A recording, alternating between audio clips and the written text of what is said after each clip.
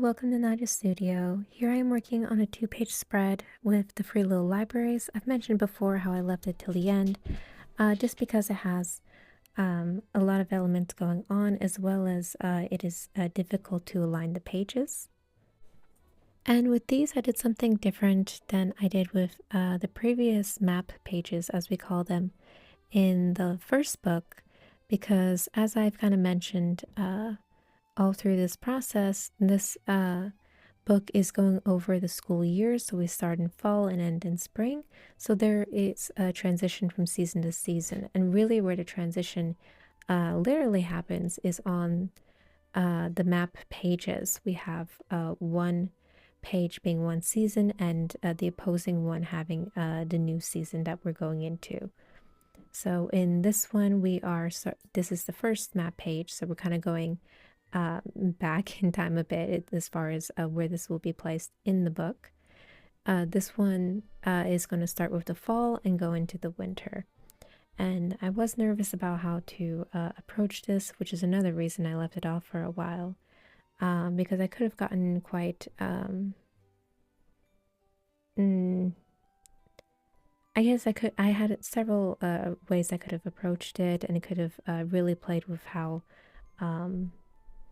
the seasons would literally change should I have it almost be a bit of a smear and both pages would have some of it, or just make them opposing. And in the end, I just wanted to simplify it so it does end up being one page versus the other, maybe a little bit of overlap on a page from the other season. But that's kind of what I went with, and I think it works overall. It was kind of fun having different seasons this time opposed to the other one where it was just kind of a green field. So that was something fun and a unique detail I could bring to this story. I think something else I should talk about are the libraries that are featured here and will be featured in the other spread. They are school and book related little free libraries, which is really fun and just going with the whole school theme. We have schools, we have teachers, we have students, and then we have these little libraries that are related either to schools or to reading in particular. I love this little owl one. I think this is my favorite. I love owls, and I love how it's set in this tree. That's just so cool. And then we have library. I'm sorry, not library. I was reading it, but this is a schoolhouse. One over in the right hand corner, and then we had that book over on the left, and then the one in the upper left corner is actually Hobbit Lord of Rings themed. Is beautiful little library if you ever get the chance to visit it. In the book there will be the states listed here. I don't know them off the top of my head, but they are really cool, and that one I'm a Tolkien fan, so that one particularly has a place in my heart as well. And it's just very beautiful. Has all kinds of fun little details and nature elements to it. And the two dogs, I believe, are the stewards dogs to the library, so always fun when we can add Easter eggs like that into it. Speaking of Easter eggs, the two boys there are meant to be Carissa Bates's sons. I wanted to we have seen the boy with the glasses before, but here's also the older brother joining in on this spread. And I think that's all that I have for like specific. Oh, also I guess that as well. When we see more to the right later, the girl that is coming up upon the school library, that is meant to be Grace. It is more subtle than I initially intended. Originally, the idea was she was going to be at the library, but I drew the library first, and I drew it close, so I didn't know quite if I wanted her up front, and it was kind of a little bare up in the corner, so I kind of wanted a character up there, and if I recall correctly, I kind of remembered her last minute, and I already had characters kind of placed. And so I was like, oh, well, she can be coming upon the library. I don't need to add her in in front of the library, obstructing it because I was pretty happy with how it came out. And I didn't want to redo it to open it up. And I'm not fully sure how it opens up. If it's just the little doors, that doesn't make sense to me. So probably a whole panel or something opens up, and I haven't seen a picture of that.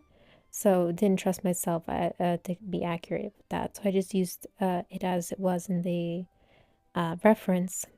So yes, so we have Grace coming upon the library. Since there's a green coat in her room, I put her into a green coat. And then later in the next spread, we will see her on the left side where she is meant to be dropping off the traveling book. I don't know if people are going to catch that because I think she isn't that clear. In the other one, you do see her pigtails. This one, you don't. So I'm not sure. I would love to know from readers if they catch that. That would be really cool. But if not, honestly, it doesn't make too much of a difference. But that is who it's meant to be, and all that. And oh, I love this whole section with the owl and the boy reading kind of behind it, and there's a dog also peeking around it. Because it was such an interesting shape, I was able to kind of play with how they interacted with it, opposed to many of the libraries, it's a structure with a stick. So, and depending how wide it is, if they're going to be like peeking around it or just in front of it, or it's hard to necessarily get them to interact with it. So in this way, the owl kind of tree stumps did allow for some interesting shapes and different composition than usual. So that was fun. I really enjoyed when I was working on that one. And I do, this library is a pretty one. I do like kind of this bold red with that blue. Yeah, something about that is just very satisfying. It is beautiful in real life as well. And I do like how the blue came out on this book library as well. I personally think the traveling book would get a big kick out of seeing a library that is literally a book and also a blue book like he is. So I thought that was fun. And again, in person, it is very impressive and very cool. We love these themed libraries. You can tell a lot of care and construction went into them. So they're, just especially fun for the kids to see. And it's just more fun overall. So kids, I think definitely get a kick out of that, and adults as well. I love seeing Krista Bates on her social media is always going around and finding little free libraries and showing it on her reels and things, and putting a traveling book there or getting a picture with it. So always cool. She finds so many neat ones, and then we see so many pictures of people who buy the traveling book and showcase it with their little free library, which is also super cool. I am hoping the same will be done with this book. I would love to see more of that.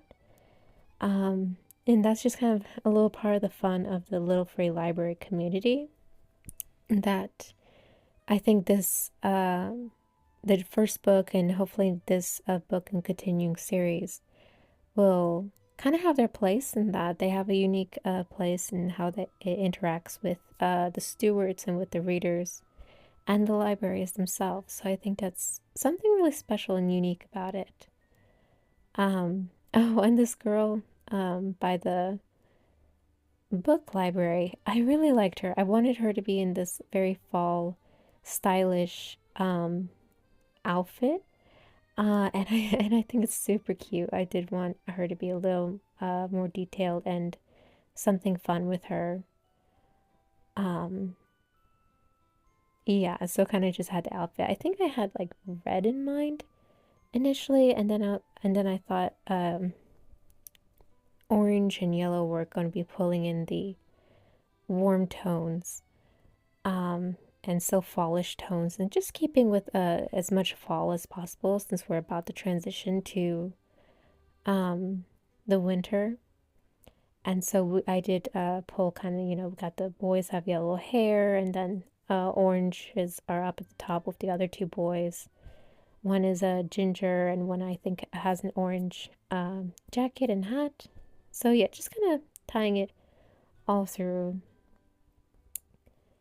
But yeah, so something's going a little interesting with the lighting here. It's something hard with the speed draws that they're, recorded in sections because I have to stop or let the paint dry and then get back to it. It might be later in the day, it might be a different day, so the light changes quite a bit.